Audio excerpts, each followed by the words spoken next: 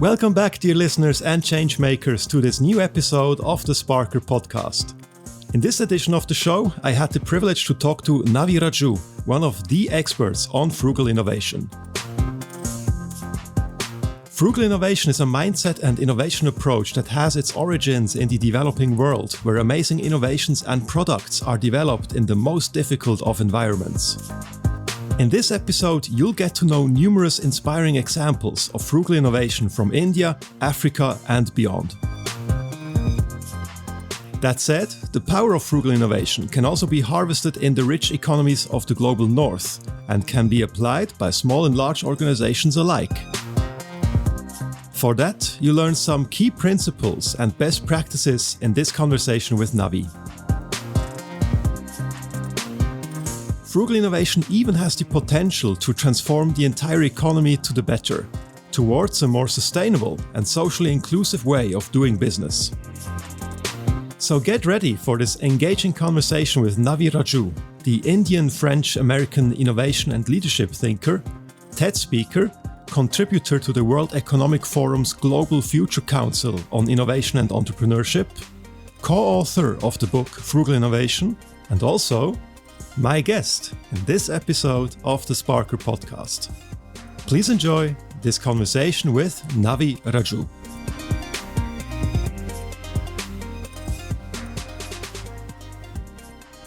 So today we are at the Gottlieb Duttweiler Institute on the conference Trendtag in German, or Trend Day in English. And we are having the conversation at this conference about the concept of frugal innovation. And you, Navi, thanks for taking the time. You are one of the experts about frugal innovation. And you also gave a speech today. So it was very interesting. And just to start things off, why not tell us, kind of in a nutshell, as a first take on it, what is this concept of frugal innovation? Frugal innovation is the ability to do better with less. That is the ability to create more economic and social and ecological value while making the most of all the resources you have. And this concept actually emanates from developing world, places like India, Africa, and South America, where you see millions of entrepreneurs with very limited resources using their sheer ingenuity to come up with simple solutions that are affordable and accessible to the masses, whether it's in healthcare, education, or energy. So this is the whole idea that you can come up with very effective solutions like MacGyver using limited resources. This is what is known as frugal innovation, which is the ability to do better with less. Very nice. Thanks for outlining the kind of core principle of it. So if I understand it correctly, it's about making scarcity your friend, working with it, and turn it maybe even into a strength or something along those lines? Absolutely. So essentially, as I say, necessity can be the mother of invention, but scarcity is the grandmother of invention, right? So a couple of examples, right? One is from India, where a potter named Mansukh Prajapati has developed a fridge made entirely of clay that doesn't use any electricity and can keep fruits and vegetables fresh for many days, and doesn't operate with electricity, and it's 100% biodegradable. So that means that essentially this is a village where there is no electricity, but there is an abundance of clay, earth. So he's using what is abundant, which is earth, clay, and make a fridge out of it, right, to create value so that the local villagers can maintain their food fresh for several days. Another good example of turning scarcity to an advantage is in Africa, where 80% Africans don't have access to financial services or electricity, but 80% Africans have a mobile phone. So you see in places like Kenya, where they have a service called the M-Pesa, that enables today half the population in Kenya to send, receive money using the mobile phone without having a bank account. And today, 60% of the country's GDP is transacted to the system. And so these two examples show that, with frugal innovation, you learn to see the glass as being always half full. So rather than complaining about the resources you don't have, you learn to identify, celebrate, and make the most of the resources you already have. Super. Thanks a lot for giving these examples and already showing a lot of the power of the frugal innovation mindset. I think in these examples, you already get a hint of how different in scale these solutions can be, or in scope, or in magnitude, or whatever. So could you maybe even give a third example where you have enormous improvement factors or factors in making a good product cheaper, more accessible? So, I mean, in some instances, we might talk about 100x improvements or something like that. So could you give us more examples? Christian, you're absolutely right. As a matter of fact, one thing you should remember about frugal innovation is that indeed, as you rightly pointed out, we are talking about an order of magnitude of 10x, 100x. That means indeed, it's about delivering 10 times or 100 times more value using 100 times fewer resources or selling a product that is 10 times cheaper. So a couple of good examples, one from emerging market and one maybe from developed countries. There are millions of babies that are born prematurely around the world, and they're kept in incubators in the Western world that cost $20,000, and they require electricity to operate, which is unreliable in developing world, and $20,000 is quite expensive for places like India or Africa. So 5 students from Stanford invented infant warmer, baby incubator that cost only $200, is designed cleverly like a mini sleeping bag, and it doesn't require electricity, and it can keep the baby at constant temperature for many hours. And again, it cost only $200. That means 1%. Or 100 times cheaper than the incubators we find in the West. And yet, this simple product has saved the lives of over 300,000 babies worldwide. So that's one example. The second example is the car company, French car company, Renault, that in 2004 launched the world's cheapest car, which is the Logan, for 5,000 euros. And then in 2015, they launched in India a car called the Quid for 3,500 euros. Then last year, they launched in France the Europe's cheapest electric car, Dacia Spring, for just 12,000 euros. And so again, this shows that, you can actually combine frugality with sustainability as well. And what is fascinating for me is that, to date, neither American car companies or Japanese car companies or German car companies have been able to match the frugal performance of Renault. That's because they've been doing it for about 20 years now. And as you rightly said, so they learn how to gradually make the products increasingly more affordable, but also more and more sustainable as well, like this electric car shows. Thanks for adding these 2 examples. And I have one follow-up question for each of the examples.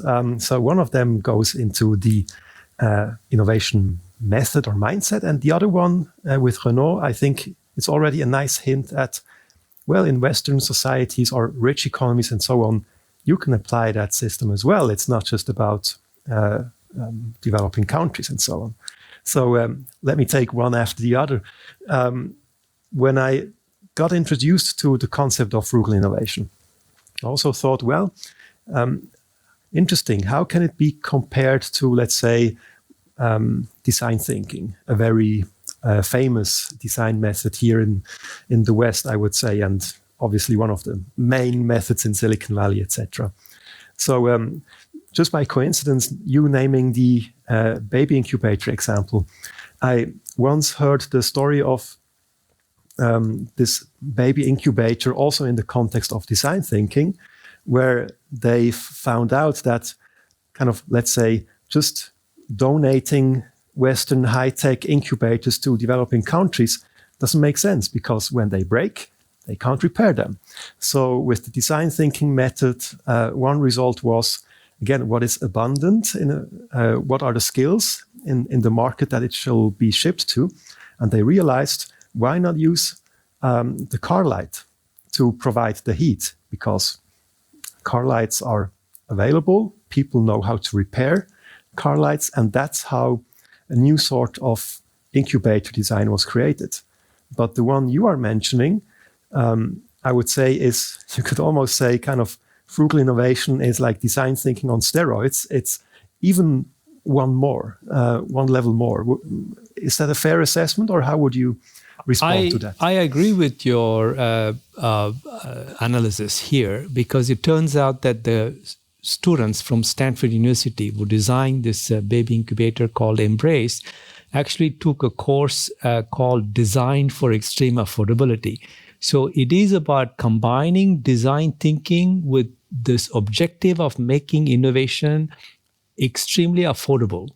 So we come back to the idea, 100 times, right? So it's about design thinking applied to creating a solution that is 100 times cheaper than what is available today in the marketplace and can be maintained easily.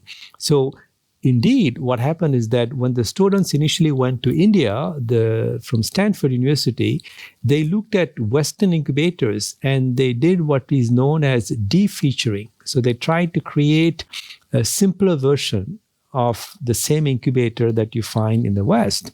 And that didn't work out. And that's when the design thinking happened. That means that they realized that they have to go in the field, study the actual customer needs, and then design from scratch first a prototype, because design thinking means rapid testing and experimentation. And that's why the first principle in my book on frugal innovation, we call it engage and iterate. That means you have to go in the field, engage with the end users, understand their pain points, and then create first a prototype, test it out, and then iterate on it until you get it right.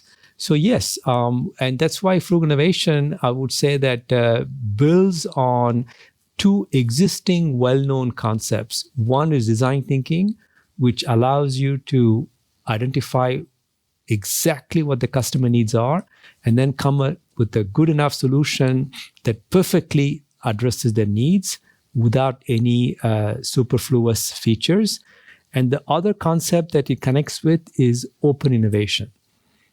Because open innovation, as you know, is a concept coined by Henry Chesbrough that invites companies to partner with other companies to co-create solutions. And here also what we see with frugal innovation is that in the case of coming back to the incubator, the baby incubator, you need to work with local NGOs, non-profit organizations, or health clinics to test and implement a solution and then scale up the solution. So open innovation also has some synergies with frugal innovation, because in order for frugal innovation to be implemented successfully, you need to partner with different stakeholders. So that's why I would say that design thinking and open innovation can become enablers in a way, or accelerators of frugal innovation. That's interesting. Thanks for kind of translating it into other well-known methods. The other example you brought was Renault, an example of a Western company applying that same frugal innovation mindset. And obviously, they are more of an example than a rule for Western companies or organizations. So as another comparison, to better understand the frugal innovation concept, how would you contrast it to the state of innovation in rich countries, or comparing to how innovation is done in the West generally? You've been living in Silicon Valley for quite some time, so maybe you can give an example from there, but feel free just to help us contrast it to. Yes, I lived for 13 years in Silicon Valley, right? And the most famous innovation that came up from Silicon Valley, of course, is the iPhone. So let's look at iPhone, right? So an iPhone cost about $1,000. And that means that it can be only bought by 10% of the world population. So 90% of the world population cannot afford an iPhone. So that means that an innovation that is developed in Silicon Valley tends to be quite expensive and therefore not affordable for the large groups of humanity. Secondly, it's over-engineered. Right? Today, many research studies show that we use maybe 5 to 10% of the functionality of an iPhone, right? So we are paying $1,000 to buy something that of which we use only 5% of the features. So you see how wasteful this innovation is.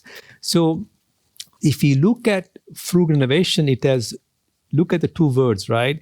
The frugal means two things. It means that the product that you develop has to be affordable and accessible to the masses. And secondly, it means that you develop the product frugally. That means that you don't invest too much money and too many resources to develop the product. But to develop an iPhone, Apple employs thousands of engineers and spends billions of dollars in R&D. And here are some shocking statistics. The large companies in the world, the 1,000 large companies in the world, spend about $800 billion in research and development every year. But it turns out that 85% of products launched in the marketplace fail. So you can imagine how wasteful innovation is today, because it means that it is not frugal, first of all, right? Because you're investing $800 billion to innovate. And more worrisome is that it is having no economic impact or social impact, because many of these products fail. And even if they have economic impact, as you can see in the case of iPhone, it doesn't benefit 80% of humanity or 90% of humanity. So that's what I learned, and that's why I left Silicon Valley a couple of years ago, because I realized that I want to, live. Now I live in Paris and in Europe, because I think that Europe tends to try to find a compromise between technology innovation, social inclusion, and environmental protection. So that's what frugal innovation does, right? It tries to create solutions that are affordable and accessible to as many people as possible, and that are produced in a socially responsible way and in an ecologically sound fashion. Thanks a lot for this amazing answer and wide-spanning answer. One thought came to mind to develop the iPhone for the first time. Just to stick with that example, there's a lot of investment needed. And once let's say the concept of iPhone or a smartphone has been established and the whole world sees that it works, it becomes easier to start, let's say, copying or applying frugal innovation to the same kind of product to improve it with that approach. But could one say that there's also a limit to the concept of frugal innovation, where you could say more is still more? Just because, I don't know, the first iPhone, or I don't know, cancer research, or are there some areas where you say, yeah, fair enough, here we cannot approach the situation with frugal innovation? Does it have its limits? I think I would answer that another way. I guess if you come back to iPhone, right? I mean, today we are, going to have maybe the version 13, 14, whatever, right? So what happens let's stick with iPhone, right? So the issue with something like iPhone is that you need to keep adding more features to justify the novelty. In other words, an iPhone 13 cannot have fewer features than iPhone 12 or 10. Right, so you're this innovation arms race going on, right? That means you keep adding more features increasingly, but frugal innovation is trying to go in the opposite direction of figuring out how do we remove more and more features without losing the essence of what the product does. And Einstein famously said that any fool can make things more complex, but only a genius can make things simpler. So that means that frugal innovation requires more creativity to remove features, right? And that's what is happening right now. For example, in the cars, there is something called lightweighting, where because of the regulatory requirements, car companies, especially in the Western world, have to make the cars lighter so they can, reduce the emissions. So this is called lightweighting. So that means that engineers are figuring out how to remove the weight of cars by either shaving off materials or substituting things like steel, aluminum with lighter materials like fiber, right? So that's another kind of frugal innovation where instead of adding things, whether it's feature or weight, you are trying to remove features or weight to make it, either more affordable or more sustainable. So I would say that essentially, I think there is, there's a long way to go before we reach the limits of frugal innovation, simply because of the fact that there are so many needs unmet today in the world by people in developing world. So let me give you some statistics, right? So if every citizen in the world consume like an American, we need 5 planets to supply us in resources and absorb our waste.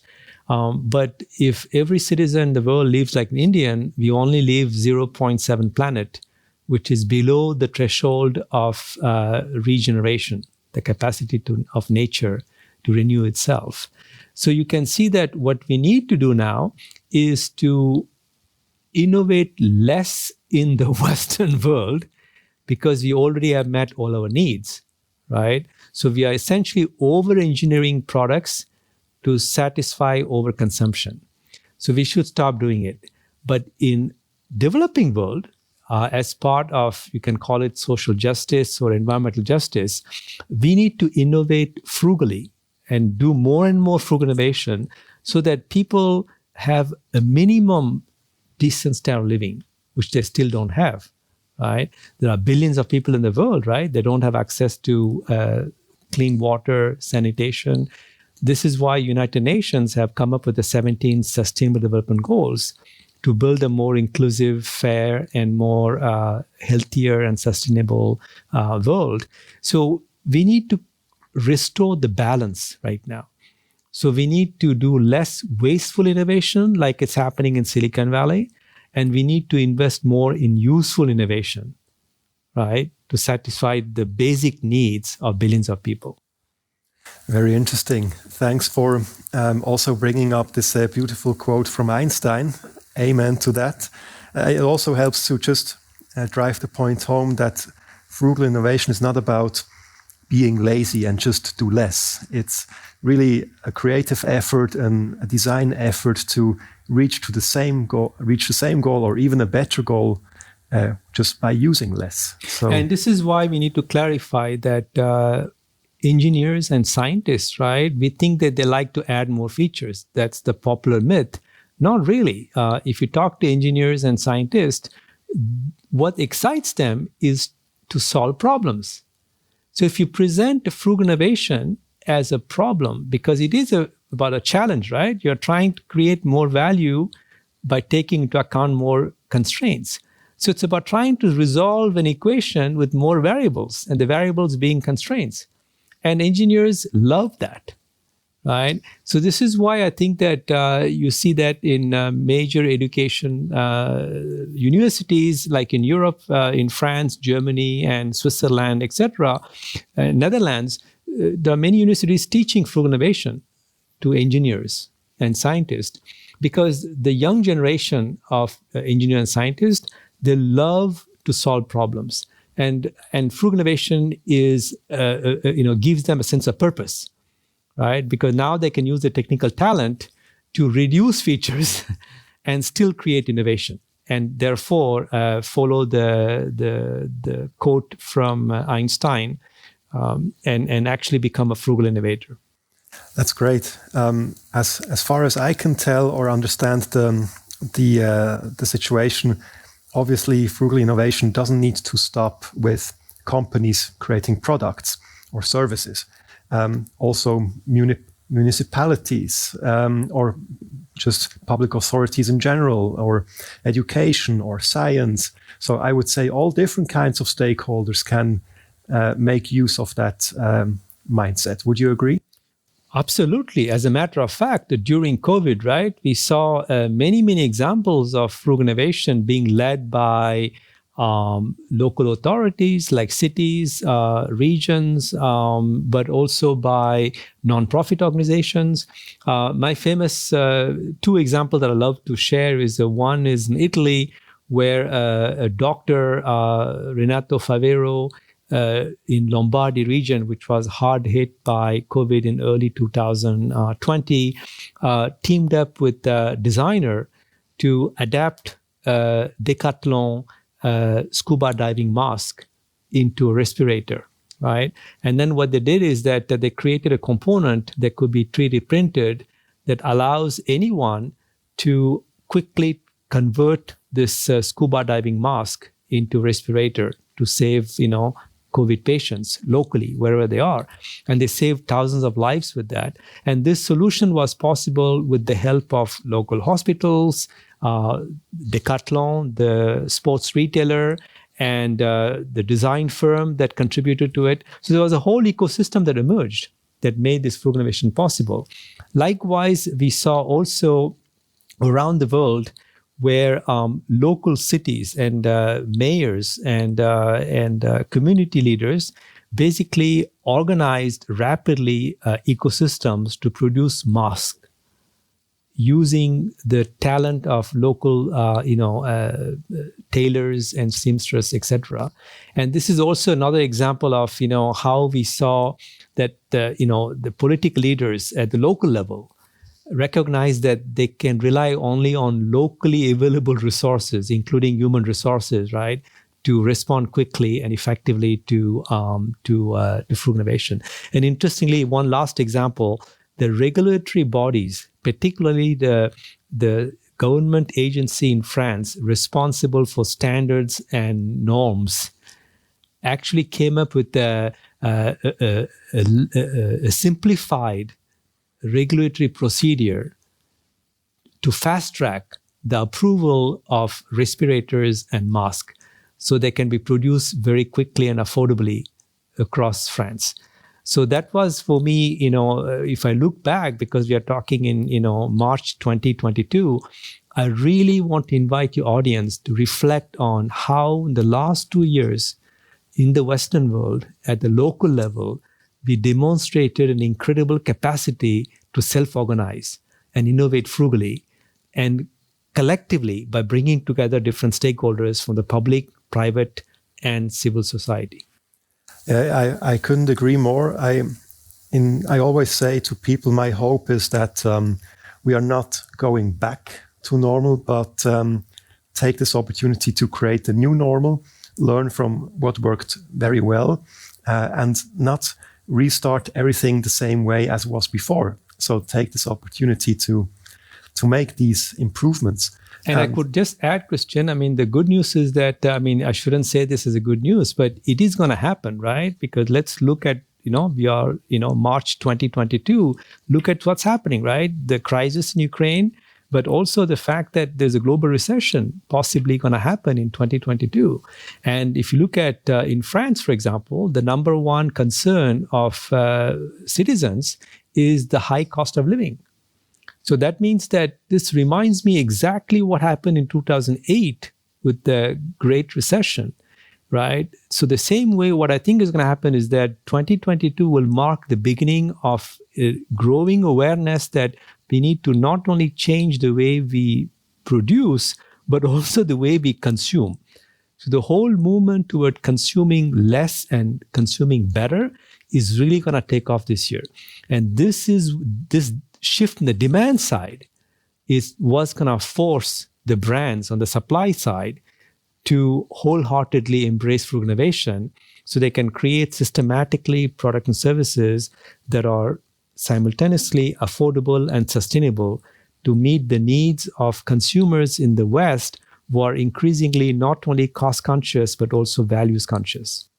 I think you're building an excellent case for why frugal innovation is not just something for the emerging economies or societies, but for everyone, also in rich countries. You gave examples of something is better with less resources, or something is developed faster, and all of these things, better, faster, cheaper, that's music in the ears of businesses usually. And now you're adding even more, showing that the frugal mindset can help, for example, with increasingly struggling middle class also in Western societies, in rich societies. We also had this kind of globalization backlash or shock of all these interdependencies. And now this idea to create more resilient and maybe more localized or regionalized supply chains, sustainability, circular economy. There are so many areas where you can say frugal innovation is a very good tool. Christian, let's cite two statistics that I think audience needs to know, right? You're right. For example, in Europe, 20 to 25% of the European population is at risk of poverty, right? That's a very enormous number, right? And in America, 60% of US citizens don't have $500 to deal with the medical emergency, right? And so the whole notion of first world, we have to challenge now, right? And this is what finally the truth is coming out, that essentially, we have, 5 or maybe 10% of the population in the West, which yields incredible amount of wealth. But even the middle class is hollowing out, right? And the middle class is struggling now, right? And this is why I think that there's a perfect storm brewing now, which could actually have major repercussions on capitalism, first of all, as a system, and our society as well. And I think you're right. That's why, as you said, we might see not necessarily a backlash against globalization, but a move to learn to produce locally and rebuild our local value chains. And also learn to consume as much as possible from locally produced items. What comes to mind, and I think that's also interesting, a little bit going back to the Renault example, there was a product created for, I guess you could say, low-income consumers. And just in a conversation prior to this recording, we talked about that. Let's not forget low-income consumers. I believe you said globally they have a purchasing power of $2 trillion. So that's a huge market. And what I think is also very interesting is that you might say in the beginning, well, it's especially, I guess, for companies in rich societies, we do not care about this low-income market, because we want to have the premium customers and so on and so forth. But I guess what you see also with this Renault example is that you might start at the lower end of the market, and you can see it with Amazon as well. But who doesn't like the same service for less money, with the same reliability, etc.? So if you ignore this mindset or this shift, you risk being disrupted from the bottom up, or challenged from the bottom up. And you make a very good observation. This is also where the notion of frugal innovation joins another well-known concept, which is disruptive innovation, right? So when Clayton Christensen developed the concept of disruptive innovation, his idea was that essentially existing companies could be disrupted by rivals that come up with a frugal alternative. And they will start first by eating, the low end of the market, and then move up the value chain. Yeah, because they can then move in the shadow or in the, they're under the radar, you could say. That's because exactly right. Why should we care about this business that is hardly profitable anyways? And this is what happened with multinationals like Renault, and coming back to Renault as an example, but also Siemens. Siemens in the healthcare business is when they went to emerging markets like India and China, they realized that they had no offering for what we call the entry-level market, right? These are, markets where, middle class exist, but they can't afford the premium products that Renault and Siemens are selling in the Western world. So they recognize that they need to basically have three segments of products. They need to have a high-end products line, they need to have a middle range, and then an entry level. And as you rightly said, the entry-level products, they had no offerings there. And the concern was that they may leave the door open to rivals from India and China to come up with good enough cheap products and then eventually start cannibalizing their more lucrative existing markets, right? The middle range and the high range. And that's what led Renault and Siemens particularly to proactively start creating solutions at the entry level to prevent rivals from emerging markets from disrupting them in the long term. I think this is a really powerful motion happening on that front. And I mean, if even Apple starts, who is famous for having a very simple lineup and premium products, starts offering the Pro iPhone, the iPhone kind of 13, whatever, the normal one, and then the iPhone SE, who basically looks the same like, I don't know, 7 years ago or whatever. Even a company as big as Apple is also reacting to this shift. Yeah, I mean, a very good point. As Apple is, as you know, right, is starting to produce now in India, so they can reduce the cost of production and therefore slash the price of the iPhone. Right, so they're now, looking at selling iPhones or kind of frugal versions of iPhones in India, made locally, and at a price point that may be 40%, less, or even 50% less than the West. But the challenge here, and I think we need to highlight this, is that for a company like Apple, which is known for its high-end brand, selling premium products, they cannot completely go to a level of frugality to the point where they sell products that are so affordable that will destroy their brand reputation, right?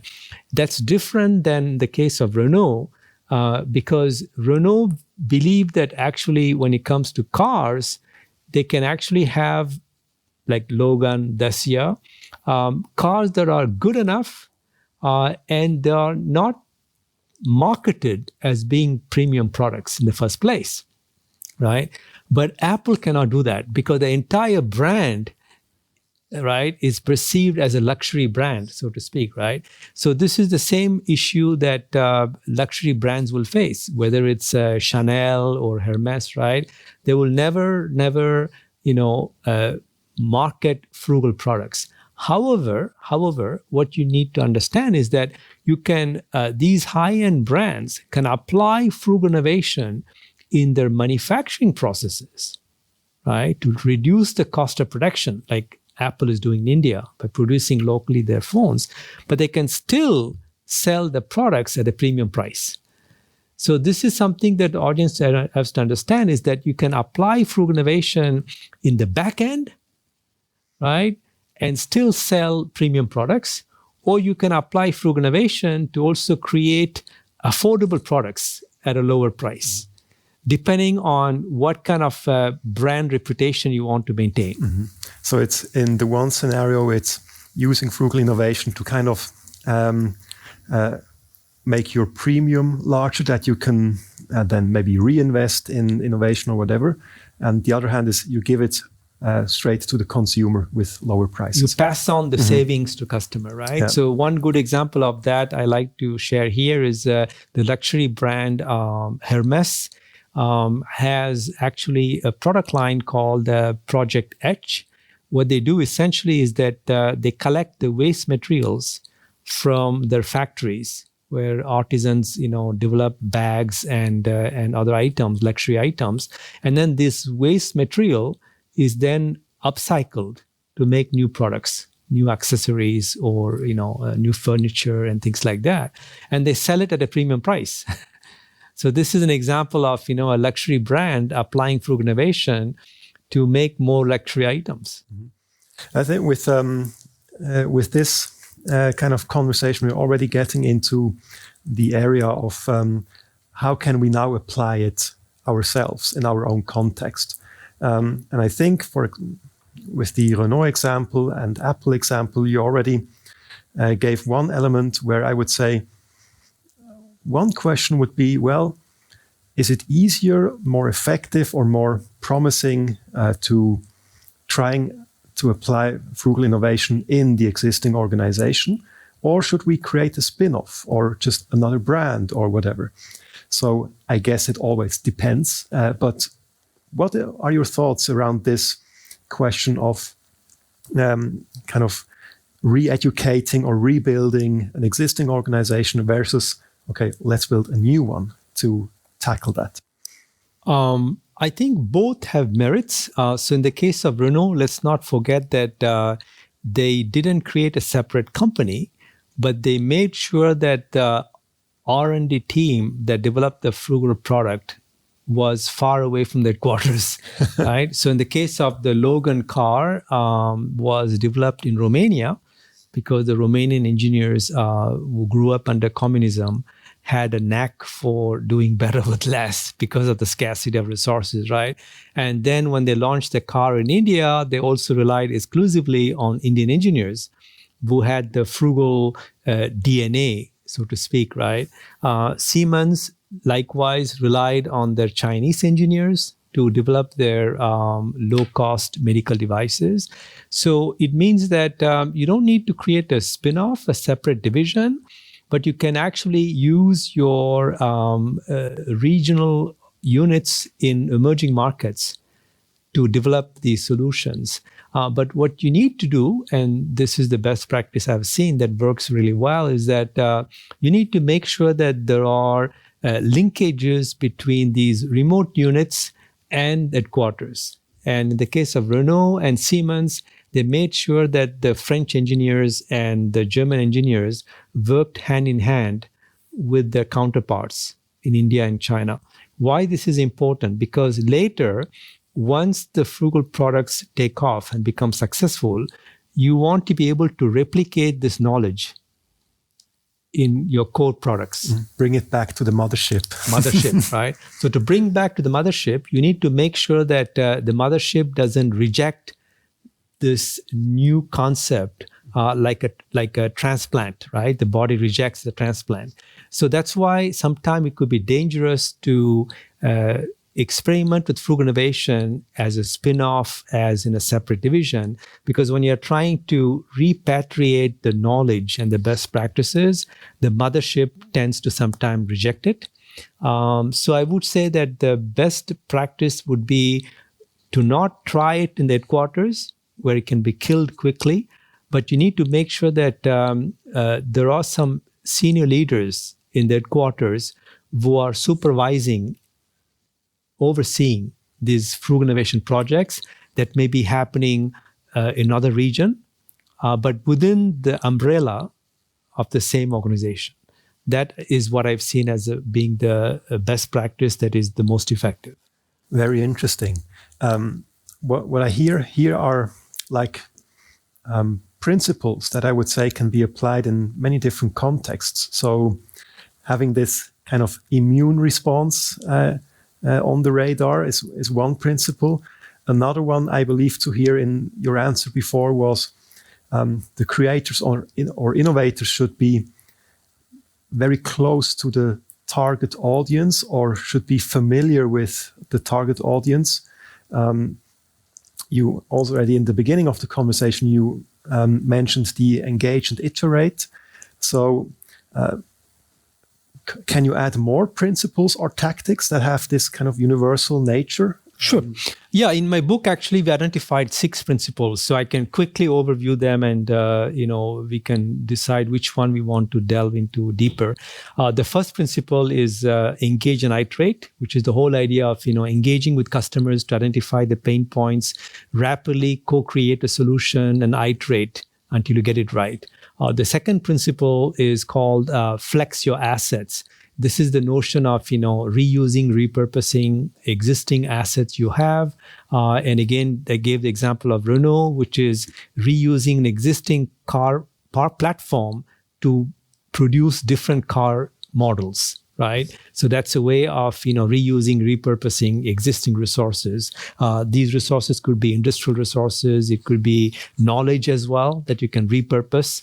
The third principle is around this notion of what we call co-creating regenerative solutions. This is the idea of moving beyond the notion of sustainability, which is focused on reducing carbon emissions and reducing waste, to this notion of regeneration, which is how can we positively contribute to society and the planet.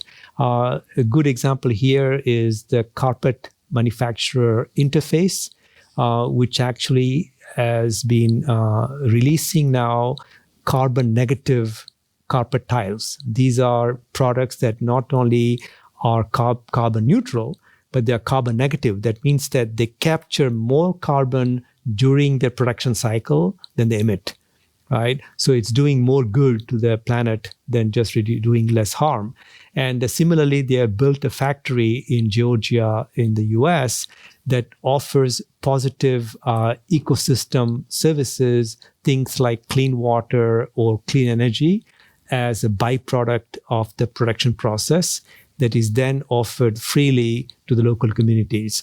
So this is what we mean by regeneration, which is a concept that is gradually replacing the whole notion of sustainability. And then the two other principles have to do with the fact that consumers are moving away from being passive users of your products to becoming active co-creators.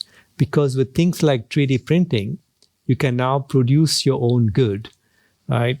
So that's why what we are seeing is that in France, for instance, the do-it-yourself retailer Leroy Merlin has set up shops which is equipped with 3D printers and high-end industrial tools where you can go and build your own furniture, for instance. So today we have a model where we go to IKEA to buy a chair. We assemble the chair, but IKEA made the pieces, right? And you just assemble them. But the next phase would be, what if you get to an IKEA store where they give you the tools to make your own personalized chair? Or they give you the file. You can download the file.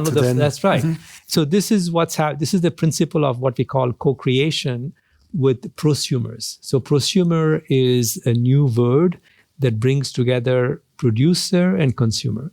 So in the 21st century, the motto was, I consume, therefore I am. Now the new motto is going to be, I create, therefore I am. Right? So that's the principle of co-creation. And then the sixth principle is the notion of what I call hyper collaboration. That means that, let me give you one example, one statistic. According to McKinsey, the consulting firm, by 2025, 1/3 of the global revenues of companies will be generated in multi-sectorial ecosystems. Take, for example, health or mobility, right? No single industry will be able to dominate healthcare mobility because healthcare is going to be a cross-sectorial service, right? Offered not only by the healthcare sector, but you're going to have connected cars, connected homes, etc., that will be tracking your vital signs, etc.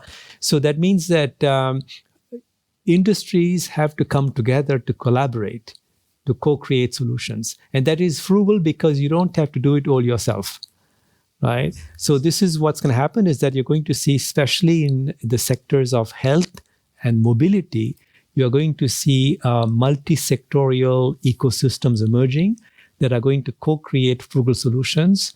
That's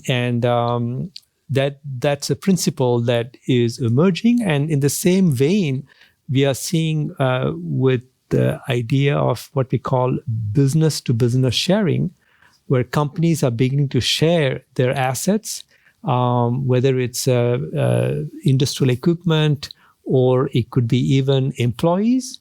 During COVID, we saw in Europe, like UK and France particularly, where companies loaned their employees to other companies that were in need.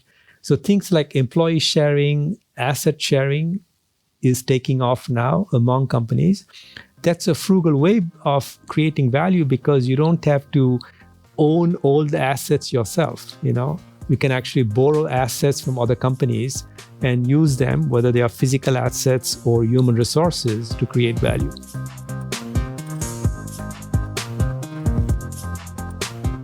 I hope you are enjoying this episode so far. If you like what you hear, why not collaborate with Sparkr on your next business event? Sparkr drives strategy and innovation workshops forward as a goal-oriented facilitator. And Sparkr can also contribute to your next high-caliber conference as moderator or speaker. If you want to learn more, visit www.sparkr.ch/moderation. You find the link in the description of this episode. And now back to the rich conversation of this Sparkr podcast. Thanks for highlighting all your principles and also explaining them. And I'm also glad that you brought up the ecosystem, because I would imagine that obviously it's great to, for example, offer a frugal product or service, but the success is not happening simply by a product. It needs the entire, I would say, ecosystem around it. So, for example, if you have a frugal product, but regulation does not allow it, or these international norms or standards like ISO or consumer protection and all of that, if also kind of the surrounding factors are not supporting the kind of the shift of the economy, and then I guess we are a bit stuck. How do you think about this kind of ecosystem or ecosystem component of it all? Yes, and you're absolutely right. And when you said ecosystem, there are two things, right? One is the fact that your own suppliers and distributors have to join you in this effort of developing frugal solutions.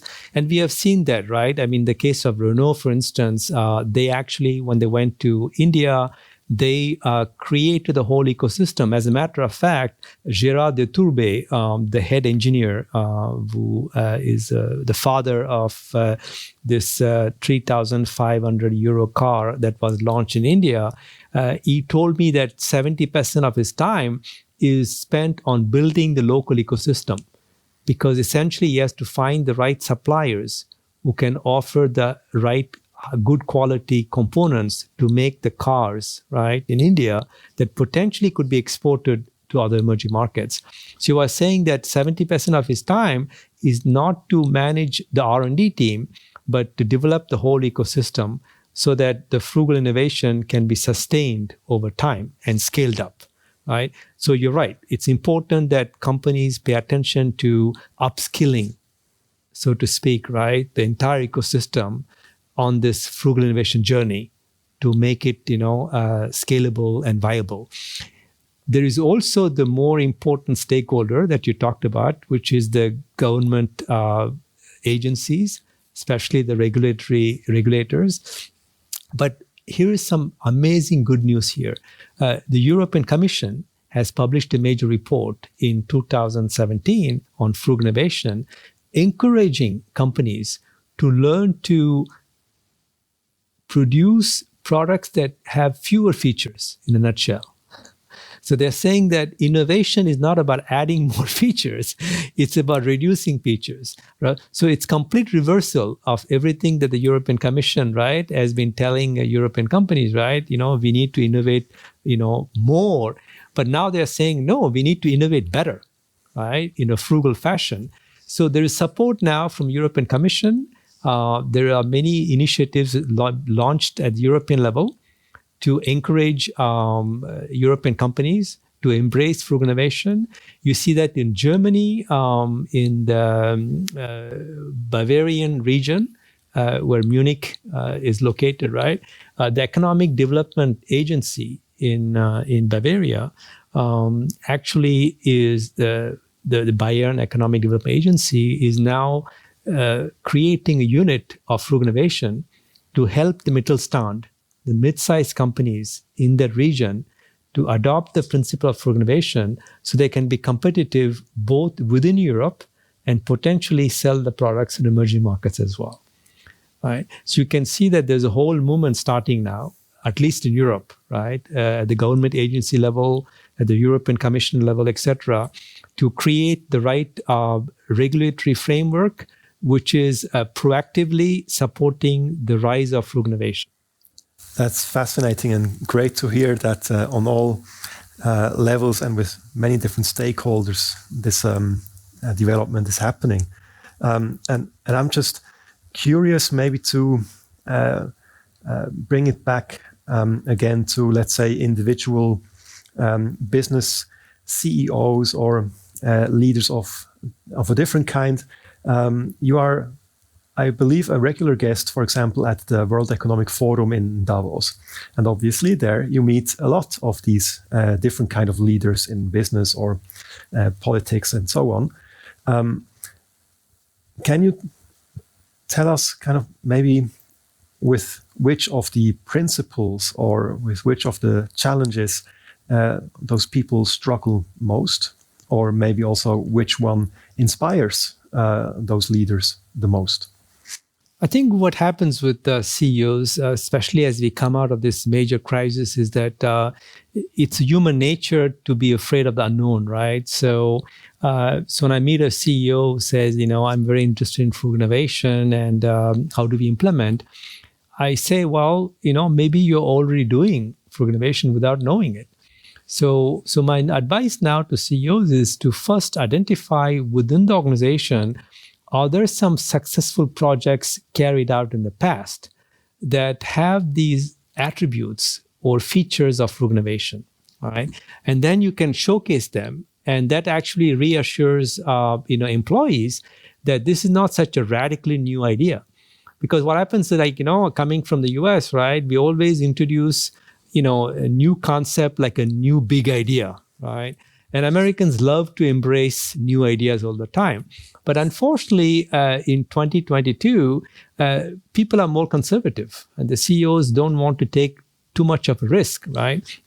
So that's why my recommendation to CEOs is like, hey, first of all, look at what within your company has been done before in terms of frugal innovation, and then think about how you can scale them up and give the confidence to employees that, hey, this is a concept that we already master.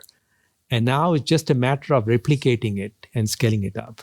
And also learn from other industries or, other sectors that can teach you about frugal innovation that you can reapply in your own sector as well.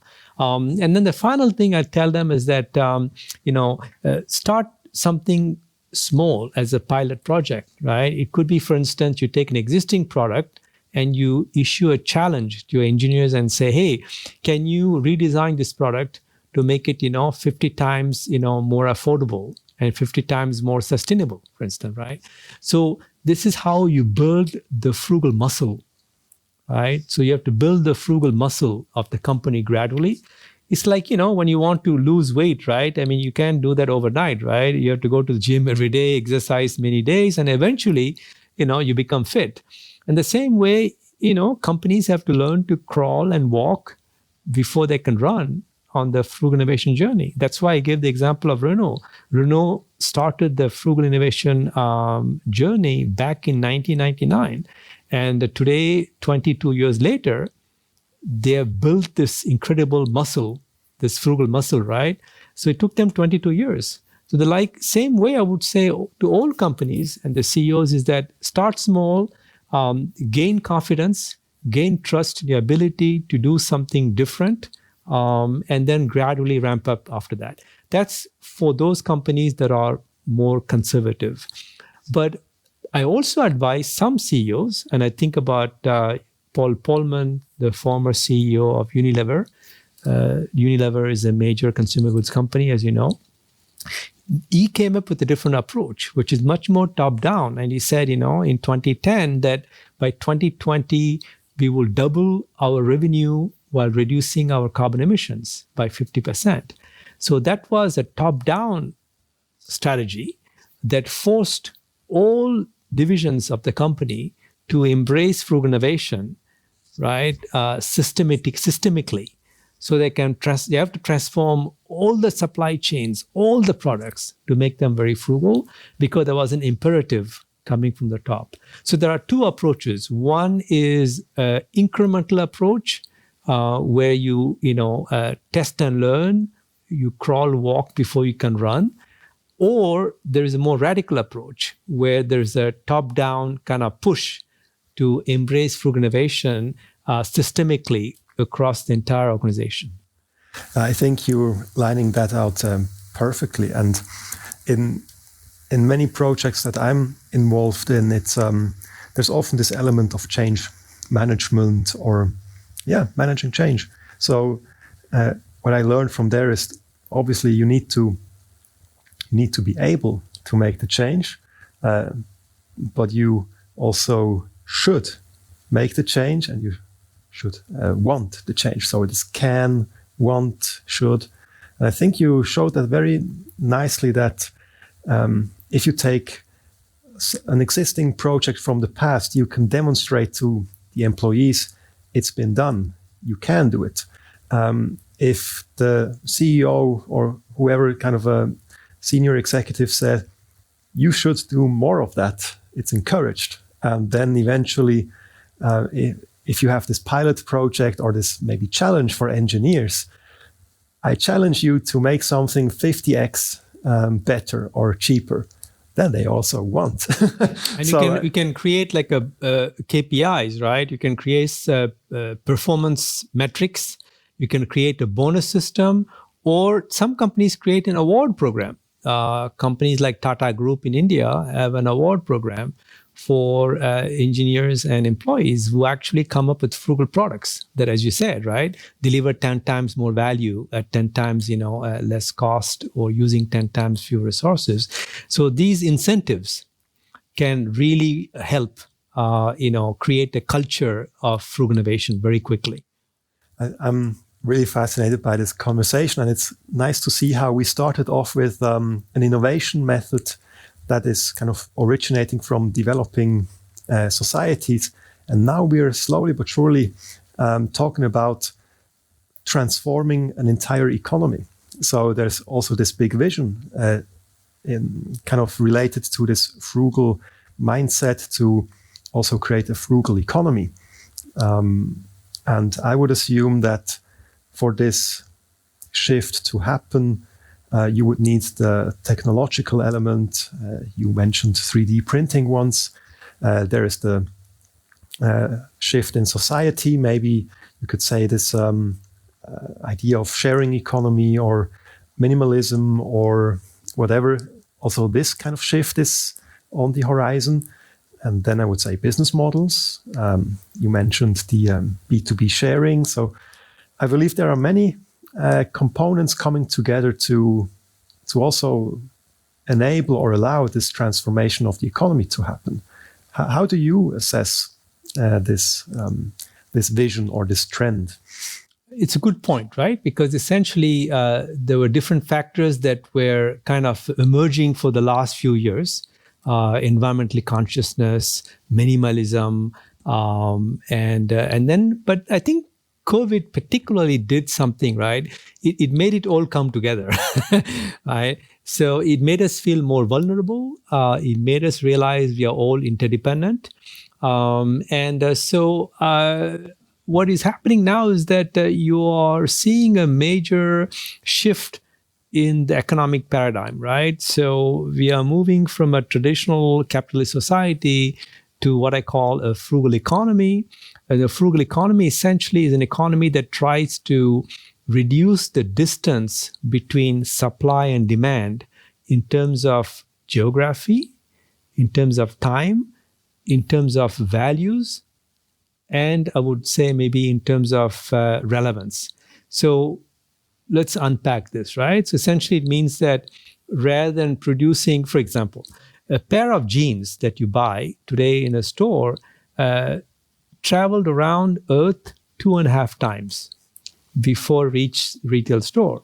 So you can see how wasteful this is, right? But in France, there's a company called 1083, which actually makes jeans locally in France. 1083 is the number of kilometers that separate the northern part of France to the southern part. So the idea of this guy who launched this startup called the 1083 is to make jeans produced locally, first of all in France, but using local materials, often organic cotton, for instance. So it's more sustainable as well. So this is the first idea, is that essentially you reduce the distance between where the good is produced, where it's consumed. Okay. The second thing you have to reduce is the time. And during COVID, we saw how much time we were wasting, right? Trying to find a vaccine or even find masks or respirators, right? So that means that we have to find a way to produce faster. And this is where 3D printing could be an interesting technology, because you can have a decentralized supply chain where using 3D printing, you can print spare parts in factories, right? Anywhere in the world, without having the headquarters to ship, spare parts from centralized warehouses. So things like 3D printing could enable the decentralized production, but also reduce the time it takes to produce goods and services, right? And then the other distance that I talked about has to be reduced is in terms of values. That means that you are trying to employ local people, local talent. So you create economic value in local communities, and you also preserve valuable expertise and know-how at the local level, right? So this is another benefit as well of having a frugal economy. And then finally, it's the notion of relevance. That means that when you have a localized supply chain, you can quickly respond to personalized needs of individual customers. That means that we can move from a mass production model to a mass customized model. Today, capitalism and the traditional manufacturing model cannot do that. It's not viable. But the moment you reduce the size, you build micro factories, you start creating local ecosystems, rely on 3D printing, etc., you gain in agility. You become more flexible because you're using local resources to sense and respond very quickly to signals from customers, right? So this is what is going to create more dynamism in the economic system, while at the same time making it more inclusive socially and regenerative ecologically. So this is, in a nutshell, what I mean by frugal economy. It's a virtuous economy that is trying to reduce the distance, the huge gap in value and values between production and consumption. That's very fascinating. And while you were talking, a thought came to my mind where I say, okay, let's play devil's advocate. I could imagine that when people are listening to this vision, that they say, well, but what about all the benefits of economies of scale, for example? I would say maybe traditionally you could say in centralized structures, you have these huge economies of scale. How does that relate to the hyper-localized or decentralized system that is in your vision? Obviously, you mentioned a lot of benefits, a lot of positives in this decentralized frugal economy. But how do you think about this trade-off, or is it even a trade-off? So how would you respond to a devil's advocate like that? It's a very good question, Christian. I've been studying it for 25 years. And what I discovered is that there are two economic concepts. There's economies of scale, which relies on mass production. And there is something called economies of scope, right, which accommodates the diversity of market needs. In other words, the economies of scale are damn good when the needs are homogeneous. That means that all customers are saying, I want the same iPhone, right? Then the focus is on efficiency. So economies of scale is about optimizing production to make the same good in large volume, right? Economies of scope recognizes the diversity. So that's the magic term, right? The more the market becomes diverse, the more customers are looking for personalized solution, that's the death knell to mass production and economies of scale. So the logic of economies of scale, which underpins capitalism, collapses the moment people are looking for customized solution. So this is where you need to have micro factories and things like 3D printing, because they can be deployed anywhere in the world and produced in small batches. So instead of producing large volume, you produce smaller volume. So this is what I mean, the shift from large volume, low variety to a new model, which is small volume, but high variety. And we know today that, the holy grail, for example, in healthcare is what we call personalized medicine, because each human body is different. So we already are seeing a shift in the manufacturing paradigm in pharmaceutical industry. And lately, there's been some exciting announcement that the major COVID vaccine producer is actually creating a micro factory that can be shipped in a container to Africa to produce locally drugs. So that means that we are shifting from a centralized production model to a decentralized production model. It's the same drug, same vaccine, but produced faster, better, cheaper in Africa rather than, in Germany or, in the US. The next step would be to say, with genetic information, right, the same microfactory can start producing in smaller batches, targeting specific groups or subgroups of the local population. So this is where we're heading next, right? We are moving from the traditional capitalist model that dominated the industrial world for 200 or 300 years, which is mass production focused on efficiency and optimization of supply chains, to a decentralized production model that focuses on generating low volume but high variety to address the increasingly heterogeneous customer markets. I would say the devil's advocate would be checkmate after this excellent example. I would just add one thing, is that this wasn't possible maybe even a few years ago, and you pointed out, because technology advances have made it possible. And we talked about 3D printing, but it's not just that. There are two other technologies that make it possible. One is AI, that automates the ability to identify needs and rapidly adapt the production system. AI is going to help that, as well as things like Internet of Objects, right? So the Internet of Objects, connected objects, artificial intelligence, 3D printing, quantum computing, these major advances in technologies are going to make this notion of economies of scope and decentralized production a reality. It's I believe we could go on forever, because we're just getting started, and it's so fascinating to talk to you.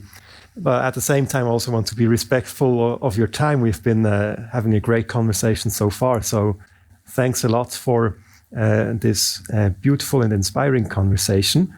And just before we stop this podcast, I would like to give you the opportunity to, if you have a thought or something that you would like to leave the audience with before we finish this off, I'm inviting you to share. The only advice or suggestion I would give to your audience is that, each of us as a citizen, employee, and consumer, right, has a role to play in this frugal revolution. So I would just invite you, based on everything you heard so far, is, as an employee, how can you help your company lead the frugal innovation revolution? As a consumer, you can think about how you can change your purchasing patterns to consume better in a more responsible way. And then as a citizens, think about also, how you can use your voting rights to influence policymakers to create the right regulatory framework that will accelerate, the emergence of the frugal economy in your city or in your region. This has been great. Thank you very much. It's been a privilege, Navi. Thanks, Christian, for having me.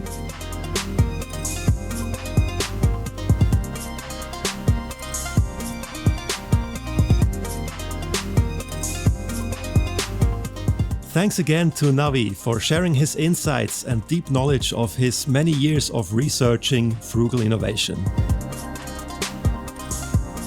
For more exciting conversations with leading minds in innovation and leadership, please subscribe to the Sparkr podcast on Apple Podcast, Spotify, or wherever you get your favorite shows. And if you liked this show, please consider leaving a nice rating for the Sparkr podcast. That's very much appreciated and it helps the show. I'm looking forward to welcoming you back to another episode very soon, where we'll uncover the mindsets, tactics, and insights of exceptional people, organizations, and change makers. This is the Sparkr podcast, and it was my great pleasure having you with me this episode. I wish you a great day and talk to you soon.